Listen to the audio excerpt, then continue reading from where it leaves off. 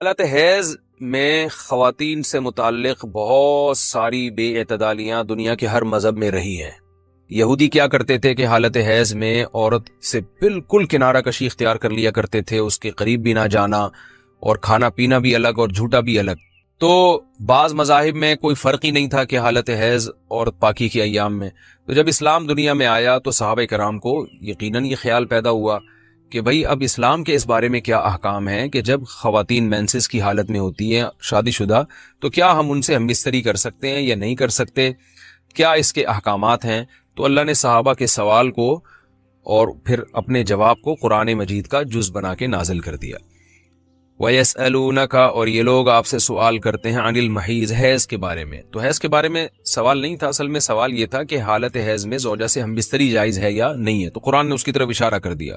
قل، اے نبی آپ ان سے کہہ دیجئے، ہوا اذن، اذن اصل میں تکلیف کو بھی کہتے ہیں، گندگی کو بھی کہتے ہیں۔ تو یہاں گندگی مراد ہے کہ وہ گندگی ہے۔ فاعتزلوا النساء، لہذا عورتوں سے دور رہو، فی المحیض، حالت حیض میں۔ ولا تقربوہن، اور ان کے قریب مت جاؤ، حتی یطہرن، جب تک کہ یہ پاک نہ ہو جائیں۔ تو اس میں قرآن مجید نے جو لفظی ترجمہ ہے وہ قرآن کی آیتوں کا یہی ہے کہ ان سے کنارہ کشی اختیار کر لو، لیکن احادیث سے ہمیں پتہ چلتا ہے کہ یہاں کنارہ کشی اختیار کرنا یہ کنایہ ہے ہم بستری کرنے سے، یعنی ان سے ہم بستری کرنا تمہارے لیے جائز نہیں ہے۔ کنارہ کشی سے وہ جو یہودی کر لیا کرتے تھے وہ مراد نہیں ہے یہاں پہ، اور اس کی تفصیل احادیث میں۔ تو قرآن نے چونکہ صاف لفظوں میں جماع کا ہم بستری کا ذکر نہیں کیا تو اس کنایوں سے کام لیا ہے قرآن مجید نے۔ فاعتزلوا النساء، ان سے اعتزال کرو، یعنی دور رہو ان سے۔ دور رہنے کا مطلب صرف دور رہنے سے یہ مراد ہے، صحیح حدیث ہے، نبی صلی اللہ علیہ وسلم نے فرمایا، اصنعوا کل شیء الا النکاح، حالت حیض میں اپنی زوجہ کے پاس تم جا سکتے ہو، سب کچھ کر سکتے ہو سوائے جماع کے۔ تو انٹرکورس جو اسے کہا جاتا ہے وہ حلال نہیں ہے۔ تو باقی نبی صلی اللہ علیہ وسلم نے فرمایا کہ ایسے کنارہ کشی کے بالکل اس کا جھوٹا نہ پیو اور بالکل دور ہو جانا، اس کی اسلام میں اجازت نہیں ہے، اور نہ بستر الگ کرنے کی ضرورت ہے۔ تو یہ سارے قرآن کے کنائے ہیں۔ کنایا کا مطلب ہوتا ہے کہ آپ صرف اشاروں میں بات کر رہے ہیں، صراحتاً بات نہیں کر رہے۔ تو میں اس میں نقطے کی بات بھی بتاؤں گا کنایا کیوں ہے، کہ فاعتزلوا النساء فی المحیض، عورتوں سے حالت حیض میں دور رہو، ولا تقربوہن، ان کے قریب مت جاؤ۔ تو یہ قریب جانا بھی اصل میں جماع اور ہم بستری سے کنایا ہے، یعنی اشارہ ہے ہم بستری مت کرو۔ تو جماع کا صراحتاً ذکر نہیں کیا جا رہا، تو مراد وہی ہے کنایا، کنائے میں بات کی جا رہی ہے۔ ایک جگہ قرآن میں آتا ہے لا تقربوا الزنا، زنا کے قریب مت جاؤ۔ تو ممکن ہے کسی کو اشکال ہو کہ وہاں تو ہم یہ کہتے ہیں کہ زنا کے قریب بھی مت جاؤ، تو وہاں قریب نہ جانے سے ہم حقیقی معنی مراد لیتے ہیں کہ بھئی زنا ایسا کام کرنا جو زنا یعنی زنا تک لے کر جاتا ہے وہ بھی تمہارے لیے حرام ہے۔ تو وہاں تو یہ ترجمہ کرتے ہیں، تو یہاں بھی وہی ترجمہ ہونا چاہیے، ولا تقربوہن، ان عورتوں کے قریب بھی مت جاؤ۔ یا مطلب کیا ہے کہ اس گھر میں بھی نہ رہو، اس کمرے میں بھی نہ رہو جہاں تمہاری جو بیوی رہتی ہے جو مینسز کی حالت میں ہے۔ تو یاد رکھیں وہاں چونکہ زنا کا لفظ اللہ نے صراحتاً ذکر کر دیا، کنایا کی اب ضرورت نہیں ہے، لہذا وہاں لا تقربو کا مطلب لا تقربو ہی ہے، یعنی قریب مت جاؤ۔ تو زنا کے قریب مت جاؤ یہ کنایا نہیں ہے، اس کا مطلب صاف کہ زنا تو دور کی بات ہے، کوئی ایسا کام بھی نہیں کرنا جو زنا کے قریب لے کے جاتا ہے۔ لیکن یہاں اللہ نے ہم بستری کے لفظ کا صراحتاً ذکر نہیں کیا، لہذا جہاں ذکر نہیں ہوتا تو وہاں اشارتاً ذکر کیا جاتا ہے، اور اشارتاً جب ذکر کیا ہے تو یہاں لا تقربوہن، یہ قرب سے خاص قسم کا قرب مراد ہے، اس سے مطلق قرب مراد نہیں ہے کہ کسی کے بھی قریب چلے جاتے ہیں۔ تو یہاں خاص قسم کا قرب مراد ہے، وہ قرب یہی ہے کہ مکمل جمع کرنا حالت حیض میں، اس کی اجازت نہیں دی جا رہی، لیکن اللہ نے اس کو گول مول طریقے سے کنائے کے ذریعے ذکر کیا ہے۔ حتی یطہرن، یہاں تک کہ وہ پاک ہو جائیں۔ تو یہ جو میں نے بتایا کہ حالت حیض میں نبی صلی اللہ علیہ وسلم سے صحیح حدیث سے ثابت ہے، اور اس پر پوری امت کا اجماع ہے، اتنی واضح احادیث ہیں بخاری اور مسلم کی اس بارے میں کہ حالت حیض میں آپ بیوی کے قریب جا سکتے ہیں، اور حیا کے خلاف مسئلہ ہے، لیکن اب ایک بات آ گئی تو بتا دوں کہ اس کی تفصیل فقہاء نے بیان کی ہے کہ جو ناف سے لے کر گھٹنوں تک جسم پہ کوئی کپڑا ڈال دیا جائے اور پھر باقی زوجین ایک دوسرے سے جو ہے وہ ریلیشن قائم کر سکتے ہیں باقی باڈی کے ذریعے، لیکن یہ کہ جو مکمل جمع ہے وہ حلال نہیں ہے اور وہ سخت گناہ ہے۔ آگے اللہ نے ارشاد فرمایا فَإِذَا تَطَهَّرْنَا، پس جب وہ مکمل پاک ہو جائیں، فَأْتُوهُنَّ، تو پھر تم ان کے پاس آؤ۔ اب یہ بھی دیکھیں ان کے پاس آؤ یہ کنایا ہے جمع سے، یہ نہیں کہ آپ کہ زوجہ جو ہے وہ جب حیض سے پاک ہوئی ہے تو آپ اس کے پاس جا کے چائے پی سکتے ہیں، وہاں بیٹھ کے کھانا کھا سکتے ہیں، یہ مراد نہیں ہے، یہ سب کنایے اور اشارتاً قرآن بات کر رہا ہے۔ فاتوہن، تو ان کے پاس آؤ، یعنی مطلب ان سے تم جمع کر سکتے ہو، جمع کرو ان سے، من حیث امرکم اللہ، ایسے جیسے اللہ نے حکم دیا ہے۔ تو اس سے پتہ چلتا ہے کہ جمع کا ایک ناجائز اور حرام طریقہ بھی ہے اور ایک جائز طریقہ بھی ہے۔ تو قرآن بتا رہا ہے کہ جائز طریقے سے تم جمع کر سکتے ہو، ناجائز طریقے سے جمع نہیں کر سکتے۔ وہ جائز اور ناجائز کیا ہے وہ میں انشاءاللہ بتاتا ہوں۔ ان اللہ، بے شک اللہ تعالیٰ، یحب التوابین، توبہ کرنے والوں سے بھی محبت کرتا ہے، ویحب المتطہرین، اور تطہر جو ہے نا، یاد رکھیں، دیکھیں یہاں دو لفظ استعمال ہوئے ہیں، ایک استعمال ہوا ہے طہور یطہر حتی یطہرنا، اس کا مطلب ہوتا ہے پاک ہو جانا، اور ایک ہوتا ہے تطہرنا، باب تکلف ہے، یعنی تھوڑا تکلف سے پاک ہونا، اہتمام کر کے۔ ایک پاک تو یہ ہے کہ بس چلو بھی پاک ہو گئے، یہ ایک ہے کہ بہت یعنی پاک صاف رہنے کی بڑی کوشش کرنا۔ تو جو صفائی پسند لوگ ہوتے ہیں نا، وہ جب تک صفائی کا خبط ان کے اوپر سوار نہیں ہو جاتا اور تکلف نہیں کرتے، اس وقت تک پاک صاف وہ رہتے نہیں ہیں۔ تو اس لیے اللہ تعالیٰ نے تکلف کے ساتھ طہارت کا حکم دیا۔ تو اسی وجہ سے بہت سے علماء کہتے ہیں کہ اس سے حالت حیض کے بعد غسل کرنا مراد ہے، کہ اگر عورت کے 10 دن سے پہلے حیض آنا ختم ہو جائے تو عورت پر پھر واجب ہو جاتا ہے کہ وہ باقاعدہ غسل کر کے اپنے آپ کو پاک صاف کرے۔ تو یہی مراد ہے اس سے۔ اللہ نے فرمایا فَإِذَا تَطَهَّرْنَا، جب وہ مکمل پاک ہو جائیں، فَأْتُوهُنَّ مِنْ حَيْثُ أَمَرَكُمُ اللَّهُ، تو پھر اس طرح آؤ ان کے پاس جیسے اللہ نے حکم دیا۔ بے شک اللہ تعالیٰ محبت کرتا ہے توابین، توبہ کرنے والوں سے، وَيُحِبُّ الْمُتَطَهِّرِينَ، اور خوب تکلف کے ساتھ پاک صاف رہنے والوں سے۔ تو توبہ اور تطہر کا تذکرہ کیا۔ توبہ روحانی طہارت کو کہتے ہیں، اور جو تطہر ہے وہ جسمانی طہارت کو کہتے ہیں۔ یعنی اسلام یہ چاہتا ہے کہ آپ روحانی طور پہ بھی پاک صاف رہیں اور جسمانی طور پہ بھی۔ روحانی پاکی کیا ہے کہ اگر آپ سے کوئی گناہ ہو جاتا ہے تو رو دھو کے اللہ کو منا کے راضی کر لیں، تاکہ دل جو گندا ہوا ہے وہ بھی صحیح ہو جائے۔ اور جسمانی پاکی یہی ہے کہ جسم پہ کوئی گندگی لگی ہے تو وہ پاک ہو جائے۔ تو اس میں اللہ نے حالت حیض میں عورت کو بھی حکم دیا کہ وہ بھی نہا دھو کے پاک ہو جائے جب حیض سے پاک ہوتی ہے، اور مرد کو بھی حکم دیا کہ حالت حیض میں تم گندگی کی حالت میں جماع مت کرو بیوی کے ساتھ، خون میں لت پت ہو جائے گا انسان، اور یہ گندگی ہے۔ تو اللہ تعالیٰ پاک صاف رہنے والوں کو پسند کرتے ہیں۔ تو جو حالت حیض میں بیوی سے جمع کرتا ہے، اس کا مطلب وہ پاک صاف آدمی نہیں ہے، وہ گندگی کے وقت میں اس کے قریب جا رہا ہے، تو یہ بھی غلط ہے۔ اور اگر خدا نخواستہ کسی سے ایسا ہو گیا ہو تو اللہ نے توبہ کا حکم دیا کہ توبہ کر کے اللہ کو مناؤ، کیونکہ روحانی طور پر جو گندگی ہوئی ہے اس سے بھی تمہیں پاک رہنا ضروری ہے۔ تو اللہ کو اچھے لوگ، پاکیزہ لوگ پسند ہیں۔ تو حالت حیض کی آیتوں کے بعد اللہ نے یہ اس لیے حکم دیا تاکہ اس عمل کے دوران گندگی میں ملوث نہ ہونا پڑے۔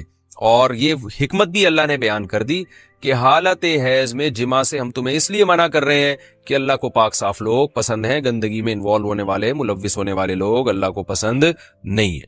بسم اللہ الرحمن الرحیم۔ آج ہم انشاءاللہ غسل سے متعلق کچھ احکام پڑھیں گے، چونکہ ہمارے ابھی طہارت کا ہی باب چل رہا ہے۔ غسل کب فرض ہوتا ہے اور غسل کا طریقہ کیا ہے؟ رسول اللہ صلی اللہ علیہ وسلم نے فرمایا ان اللہ لا یستحی من الحق، اللہ تعالیٰ حق بات کو بیان کرنے سے حیا نہیں کرتے۔ تو غسل کے جو مسائل ہیں ان میں بھی بعض دفعہ کچھ ایسی باتیں آتی ہیں جو بظاہر حیا کے خلاف ہیں، لیکن علم کی ایک بات ہے، سیکھنے اور سکھانے میں حیا اگر کریں گے تو پھر ظاہر ہے ساری زندگی جاہل ہی رہے گا انسان۔ اور غسل کے مسائل سیکھنا اس لیے ضروری ہے کہ غسل جب فرض ہوتا ہے تو جب تک مکمل غسل نہ ہو آپ کی نماز ادا نہیں ہوتی۔ رسول اللہ صلی اللہ علیہ وسلم نے فرمایا الماء من الماء، حدیث ہے کہ غسل فرض ہوتا ہے خواہش نفس کے ساتھ جسم سے منی خارج ہونے سے۔ مرد پہ غسل کب فرض ہوگا؟ جب اس کے جسم سے شہوت کے ساتھ منی خارج ہو۔ منی بالکل سفید رنگ کی چیز ہے، ایک ہوتی ہے مزی۔ شہوت پیدا ہونے سے اگر کسی کے مرد یا عورت کے صرف رطوبت خارج ہونا شروع ہو گئی، اس سے غسل فرض نہیں ہوتا۔ جب تک مکمل شہوت پوری نہیں ہو جاتی اور مادہ منویہ خارج نہیں ہو جاتا، چاہے احتلام کی صورت میں ہو یا کسی بھی طرح سے ہو۔ مردوں کے ساتھ چونکہ یہ بہت زیادہ ہوتا ہے، نائٹ فال کی صورت میں مردوں پر غسل کی یہ صورت بہت زیادہ فرض ہوتی ہے۔ جیسے ہی بلوغت ہوتی ہے تو احتلام شروع ہو جاتا ہے، ہفتے میں 1 دفعہ 2 دفعہ 3 دفعہ، بعض نوجوانوں کو روزانہ بھی 2 دفعہ ہوتا ہے، جبکہ خواتین میں یہ والے غسل کی صورت بہت ہی کم ہوتی ہے کہ ان کو نائٹ فال ہو یا اس طرح سے غسل فرض ہو۔ ہزاروں میں کسی ایک عورت کے ساتھ ایسا ہوتا ہے۔ ایک صورت تو یہ غسل فرض ہونے کی۔ دوسری صورت کیا ہے کہ جب انسان اپنی زوجہ کے ساتھ ملاپ کرے اور انٹرکورس ہو جائے، چاہے اس صورت میں ڈسچارج دونوں میں سے کوئی ہو یا نہ ہو، لیکن دونوں پہ غسل فرض ہو جائے گا، مرد پہ بھی اور عورت پہ بھی۔ یہ تو مردوں کے غسل کے فرض ہونے کا مردوں کے غسل میں ایک چیز یہ بھی ہے کہ اگر آپ نے رات کو نیند کی اور صبح آپ اٹھے اور آپ نے کپڑوں پہ نشان دیکھا، اب آپ کو یہ پتہ نہیں چل رہا کہ یہ منی کا نشان ہے یا مزی کا ہے، تو بھی آپ پر غسل کرنا فرض ہے. یہی سمجھا جائے گا کہ یہ آپ خواب میں ڈسچارج ہوئے ہیں. عورت پر جو غسل فرض ہوتا ہے ایک اور صورت میں ہوتا ہے کہ جب خواتین کو ایام آنا بند ہو جاتے ہیں، حیض یا نفاس سے جب پاک ہو جائیں تو بھی ان پہ غسل فرض ہے. یہ تو غسل کی فرضیت سے متعلق احکام تھے. کچھ چیزیں ایسی ہیں جن میں غسل سنت ہے، فرض نہیں ہے. جمعہ کے دن غسل کرنا رسول اللہ صلی اللہ علیہ وسلم نے بہت زیادہ تاکید کی ہے. سنت کی دو قسمیں ہیں، سنت مؤکدہ اور سنت غیر مؤکدہ. مؤکدہ وہ ہوتی ہیں کہ جن کو چھوڑنے کا اگر کوئی معمول بنا لے تو گناہ کا خطرہ ہے، اور ایسا شخص قابل ملامت ہے، اسے شریعت ملامت کرتی ہے، برا بھلا کہتی ہے. تو غسل سنت مؤکدہ ہے ہفتے میں ایک مرتبہ، چاہے جمعے کے دن ہو یا کسی بھی دن ہو. جو مسلمان ہفتے میں ایک دفعہ بھی نہیں نہاتا، وہ کتنا ہی نیٹ کلین ہو، مگر شریعت کی نظر میں وہ قابل ملامت ہے. اسے تانے دینے چاہیے کہ شرم نہیں آتی، ہو مسلمان مگر رہتے ہو بھنگیوں اور چماروں کی طرح. ملامت تو اسی کو کہتے ہیں نا.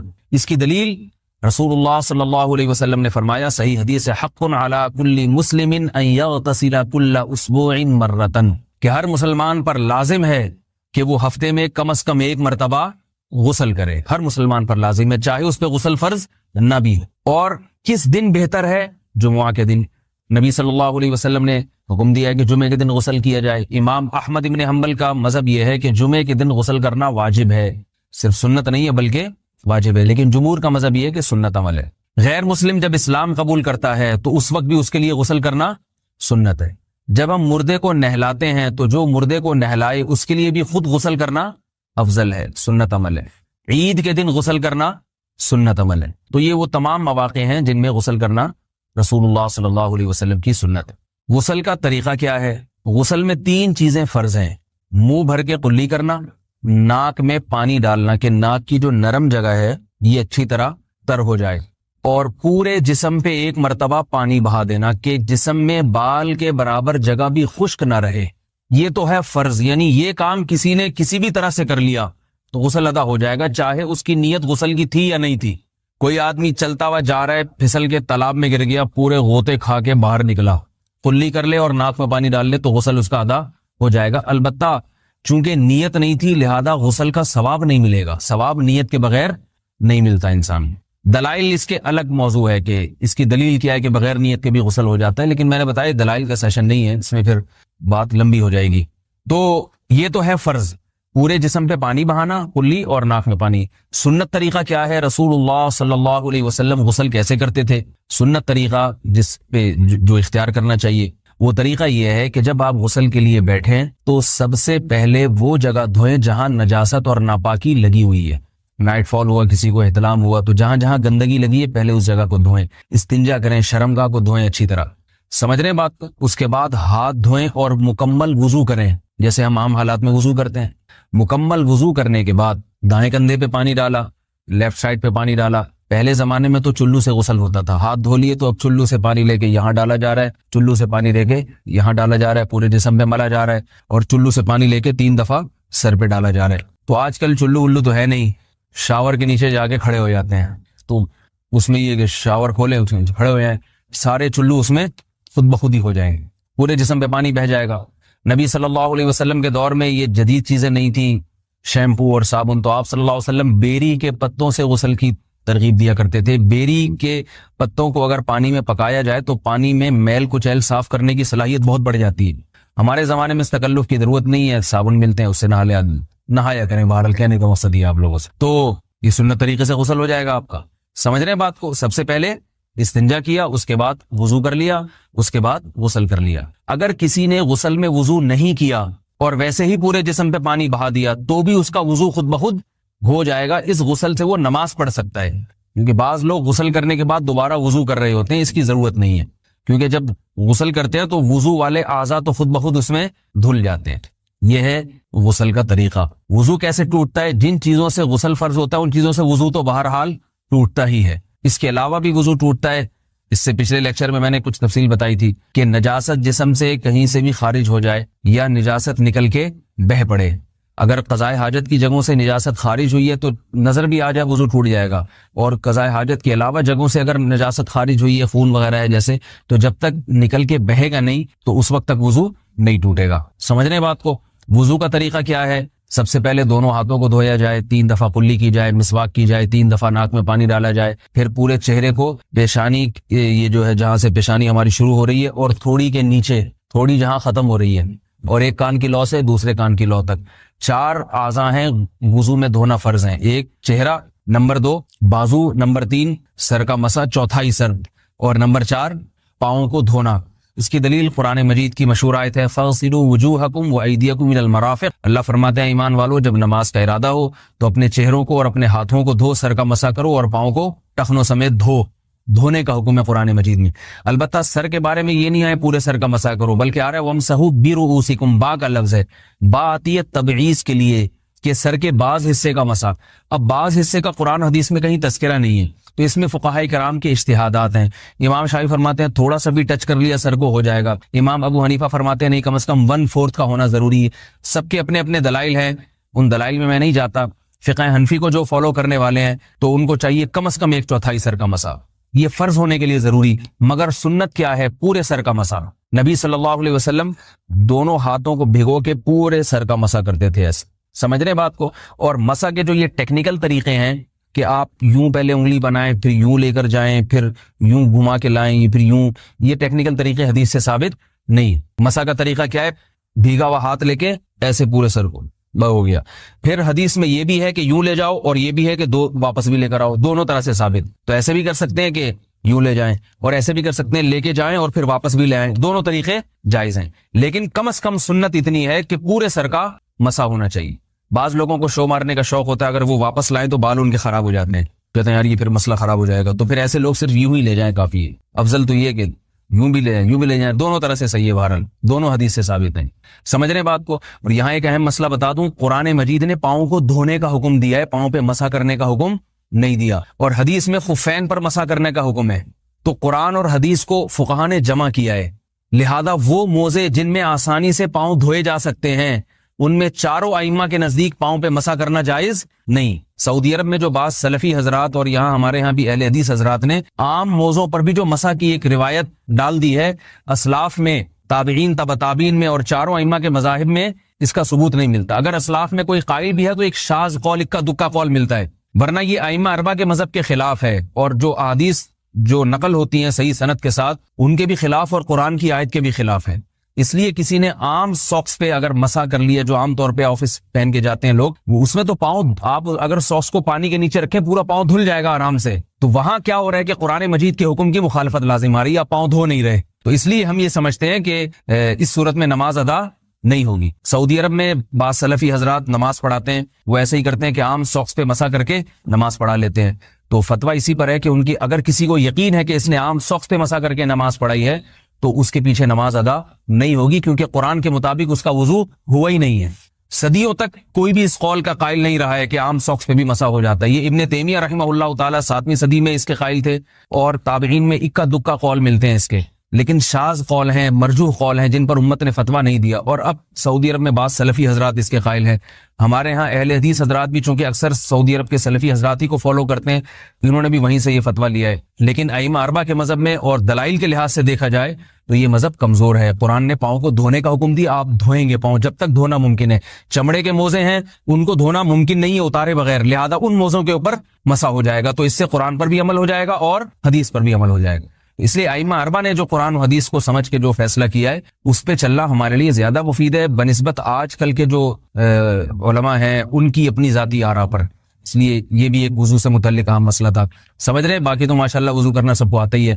اور وضو کے بعد دعا کیا ہے؟ کلمہ شہادت، اشہد ان لا الہ الا اللہ وحدہ لا شریک لہ اشہد ان محمدا عبدہ ورسولہ اللہم اجعلنی من التوابین واجعلنی من المتطہرین۔ اے اللہ تو مجھے بار بار توبہ کرنے والوں میں شامل کر دے اور بار بار پاکیزہ رہنے والوں میں شامل کر دے۔ توبہ اس لیے کہ میں نے ظاہری طہارت تو حاصل کر لی، مجھے روحانی طہارت بھی عطا کر دے۔ اگر میں نے گناہ کی ہوں تو مجھے ان سے بھی توبہ کی توفیق عطا فرما لے، تاکہ اس لحاظ سے بھی میرا وضو ہو جائے، اس لحاظ سے بھی میں پاک ہو جاؤں۔ سبحانک اللہم وبحمدک نشہد ان لا الہ الا انت نستغفرک ونتوب الیک۔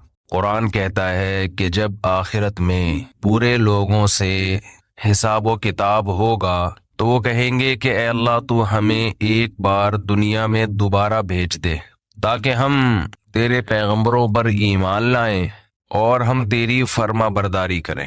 یہ مضمون قرآن مجید میں بہت مقامات پر آیا ہے۔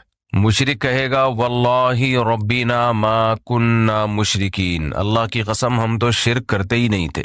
تو گنہگار کہے گا ان تقول نفس یا حسرتا علی ما فرطت فی جنب اللہ، ہائے افسوس کہ میں اللہ کے بارے میں بہت سخت کوتاہی میں مبتلا رہا۔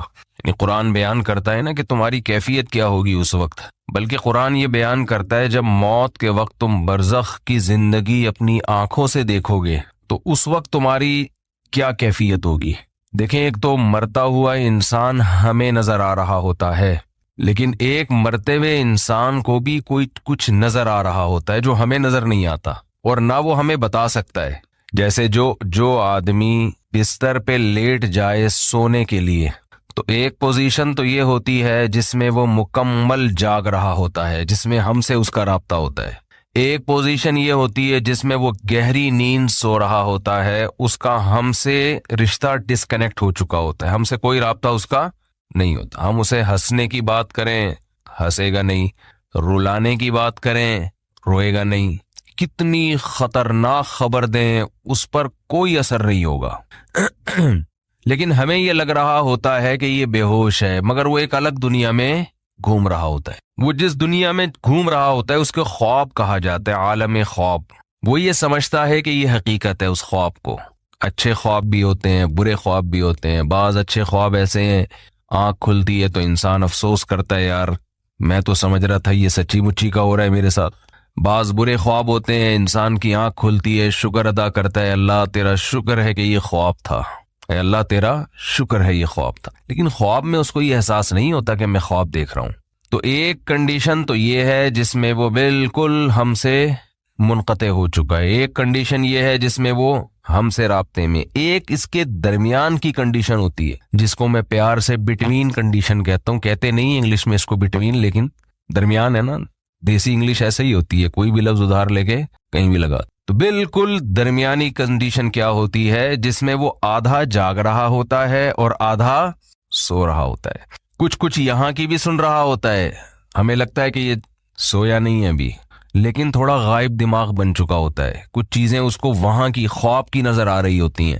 بالکل یہی کنڈیشن قرآن و سنت سے پتہ چلتا ہے کہ جب انسان کی موت واقع ہونے والی ہوتی ہے تو ایک کنڈیشن یہ ہوتی ہے جس میں وہ مکمل حی ہے، مکمل زندہ ہے، جس میں وہ ہم سے بات چیت کر رہا ہوتا ہے۔ ایک کنڈیشن یہ ہوتی ہے جس میں وہ مکمل اس کی ڈیتھ ہو چکی ہوتی ہے، اس میں ہمارا اس سے کوئی رابطہ نہیں ہے، اس پہ جو گزر رہی ہے وہ جانے اور اللہ جانے۔ جیسے حضرت عمر نے فرمایا نا کہ حدیث میں آتا ہے نا کہ جو برا آدمی ہے جب اس کی میت کو قبر کی طرف لے کر جاتے ہیں تو کہتا ہے کہ تم مجھے کہاں لے کے جا رہے ہو، اور اچھے آدمی اچھا کیا کہتا ہے، مجھے جلدی لے کر جاؤ۔ یہ برزخ کی باتیں ہیں جو وہ خود دیکھ رہا ہے۔ لیکن ایک حالت مرنے والے کی ایسی ہے جس میں وہ آدھا عالم برزخ میں اور آدھا عالم دنیا میں۔ اس کنڈیشن کو سکرات موت کہا جاتا ہے۔ سمجھ رہے ہیں بات کو؟ کیونکہ یہاں شرعی احکام چینج ہو جاتے ہیں۔ شریعت میں کچھ احکام ایسے ہیں کہ ابھی اس کا حکم کچھ اور ہے، مرنے کے بعد کچھ اور ہے۔ تو جب انسان مکمل حیات میں ہو تو اللہ نے اس کے لیے توبہ کا دروازہ کھولا ہوا ہے، چاہے اس کو 100% یقین ہو جائے کہ میں نے کل مرنا ہے یا 1 گھنٹے بعد مرنا ہے، لیکن توبہ کا دروازہ اس کے لیے بولے کھلا ہوا ہے۔ ایک آدمی نے ساری زندگی گناہوں میں گزاری، کفر میں، الحاد میں، شرک میں، خدا کا انکار کرتا رہا، اللہ کے ساتھ شرک کرتا رہا، شراب پیتا رہا، زنا کرتا رہا، 90 سال گزار دیے اس نے۔ اب اسے ڈاکٹروں نے بتایا کہ آپ کی ڈیتھ ہونے والی ہے، آپ کینسر کے مریض ہیں، آپ کا زہر یہاں تک پھیل گیا ہے، یا کوئی اور بیماری ہے جس میں زہر پھیلتا ہے، یہاں تک پھیل گیا کہ 24 گھنٹے میں کے اندر آپ کی ڈیتھ ہو جائے گی۔ یہ بھی اب توبہ کرے گا تو اللہ اس کی توبہ قبول کریں گے، یہ اللہ کا وعدہ ہے۔ دل سے کرے توبہ، یہ والی توبہ نہ ہو کہ اگر نہیں مرا تو ٹھیک ہے پرانا سٹائل، مر گئے تو توبہ تو کی بھی ہم نے، وہ بھی پھانسی والا بھی ایسا ہی ہے۔ 90 سال میں اس